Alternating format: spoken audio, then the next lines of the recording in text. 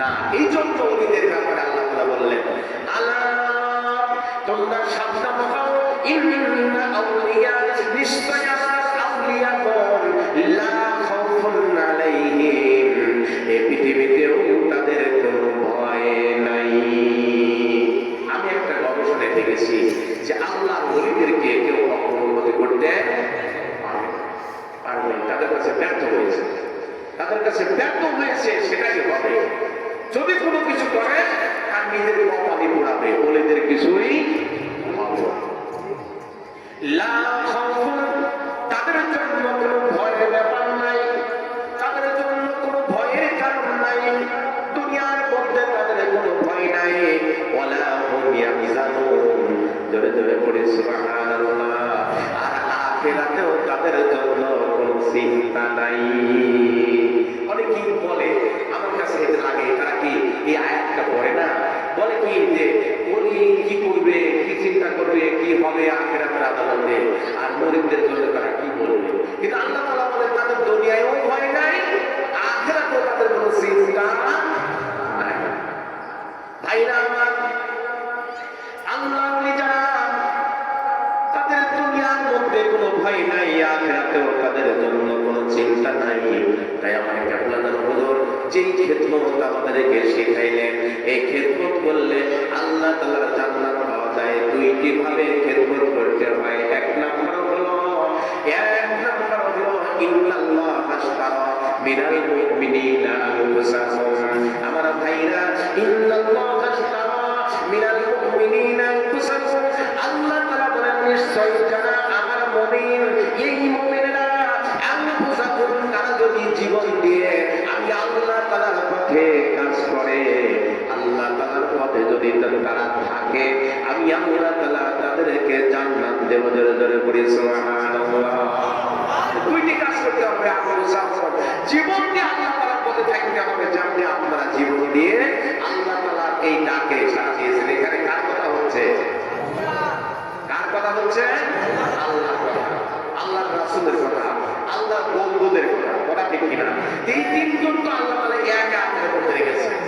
আমরা আল্লাহ তাআলা বলেন আতিউল্লাহ, আল্লাহ তাআলাকে মানো, ওয়া আতিউর রাসূল, আল্লাহর রাসূলকে মানো, ওয়া উলুল আমর মিনকুম, যারা আল্লাহ তাআলার বন্ধু তোমরা তাদেরকেও মানো।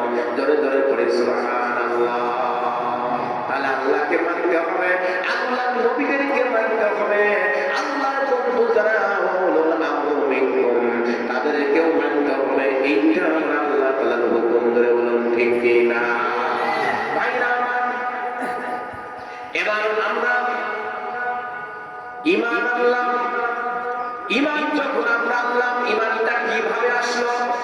প্রথম আসলো না তোমরা সকল কিছু না করো, এই জায়গায় কেন এই কথাটা আল্লাহ তাআলা এইভাবে নিয়ে আসলেন? প্রথম শব্দটা আসলো লা, মানে তোমরা সকল কিছু না করো। পৃথিবীতে যা কিছু আছে, যা কিছু দেখো, যা কিছু দেখো না, প্রথম নাম্বার কাজ হলো মানুষকে আগে ক্লিন করা, সব কিছুকে না বলো। তার মানে বোঝানো হলো যে পৃথিবীতে মূলত সূর্যের কোনো ক্ষমতা নাই, চন্দ্রের কোনো ক্ষমতা নাই, সৃষ্টির কোনো ক্ষমতা নাই।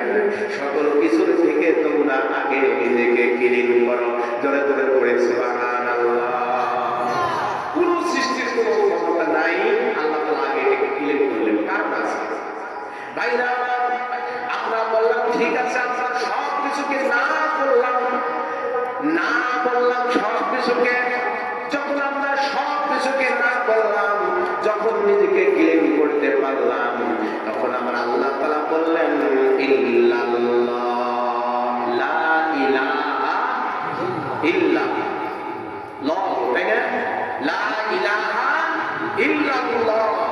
আল্লাহ তাআলা বললেন যে বান্দারে, তুমি তো নিজেকে ক্লিন করছো, মনটা ফ্রেশ করছো, ইমানটা ক্লিন করছো, যে হ্যাঁ আল্লাহ আমরা সব কিছুকে না করছি, বলে তোমার এই ক্লিন তেলের মধ্যে ঢোকাও আছে আল্লাহ। কে আছে? আল্লাহ। এটা কি ইমান নাকি? কে আছে? আল্লাহ। আমাদের এই ক্লিন তেলের মধ্যে আল্লাহ তাআলা আমাদেরকে ঢোকায় দিলে বলে, এখন তুমি বলো যা আছে। কে আছে? আল্লাহ। ভাইরা আমার, এটা এই কালেমা শেষ হয়ে গেল, কালেমা কি এখানে শেষ হয়ে গেল? আল্লাহ তাআলা বলেন ইল্লাল্লাহ, আছে তোমার আল্লাহ। আমরা যখন স্বীকার করলাম আল্লাহ আপনি আছেন, এবার আল্লাহ তাআলা বলেন মুহাম্মাদুর রাসূলুল্লাহ সাল্লাল্লাহু আলাইহি ওয়াসাল্লাম। আল্লাহ তাআলা কোনো সৃষ্টি করলেন, এবার তোমরা ছেড়ে নাও, এবার তোমরা মেনে নাও। আমি আল্লাহকে যদি তোমরা স্বীকার করো, তাহলে আমার পাশে আমার রাসূল আছেন, আমার নবী আছেন, আমার নবীকেও স্বীকার করো, তাহলে এই দুইটা মিলে হইল ঈমান। ঠিক কিনা?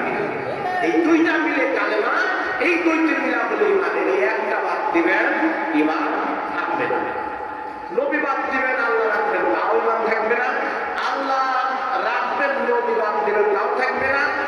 নবী রাখবেন, আল্লাহ বাদ দিবেন, তাও থাকবে না। এই দুইটা নিয়েই হলো ঈমান। ধরে করে সুবহানাল্লাহ। আমার ভাইরা, আমরা এবার ঈমান নিয়ে আসলাম। ঈমান যখন আমরা নিয়ে আসলাম, আসার পরে আমাদের উপরে একটা বিধান আসলো। আমরা যখন ঈমান আনলাম, ঈমান আনার পর আমাদের উপরে একটা বিধান আসলো। ঈমানের পরের স্তম্ভ, ঈমানের পরের স্তম্ভ হলো আল্লাহ তাআলা আমাদের জন্য নামাজকে ফরজ করে দিয়েছে। ঠিক কিনা বলেন? নামাজ যারা মানে ভালো করে আরো যত্ন সহকারে করব, যারা মাঝামাঝি করে পরিপূর্ণতা করব, যারা শুরু করে নাই তারা কম বেশ করে শুরুটা করব, নাকি বলে কম বেশ করে শুরুটা করব। এই বলতে গিয়ে কিন্তু কারো জন্যই মা পাগল না বলে মা নাই, অসুস্থ হলেও করতে হয়, ইশারা একটা গুরুত্বপূর্ণ খবর নেই। তাই না আমার হাদিস